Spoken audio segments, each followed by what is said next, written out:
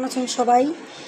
অনেক দিন ধরে আমার মশলা শেষ হয়ে গেছে, তাই ভাবলাম মশলাটা বানাই, সেটা আপনাদের সাথে শেয়ার করি। একটা আপু আমাকে কমেন্ট করছে যে আপু আমি মাংসতে কী কী মশলা দিই না দিই জানানোর জন্য। আমি যে মশলাটা ব্যবহার করতেছি এটা সব কিছুতেই দেওয়া যায়। আপনার বিরিয়ানি কিংবা মাংস বলেন, গরুর গোশ বলেন, মুরগির গোশ বলেন, সব কিছুই রান্না করা যায়। কয়েকটা মরিচ নিয়ে নিলাম, সাথে তেজপাতা নিয়ে নিচ্ছি। তেজপাতা নিয়ে নিলাম, দেখতেই পাচ্ছেন। এখন এগুলো আমি ভাজবো, ভেজে মশলাটা এই হচ্ছে আমার মশলার সিক্রেট। তো জানতে পারছেন কী দিয়ে কী করছি। আপনারা অবশ্যই কমেন্ট করে জানাবেন কেমন হইলো।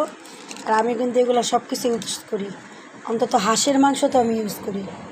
দেখতে পাচ্ছেন কী কী মশলা দিছি: বড় এলাচ, ছোটো এলাচ, লবঙ্গ, স্টার মশলা, ধইনার গুঁড়া, শাহি জিরা,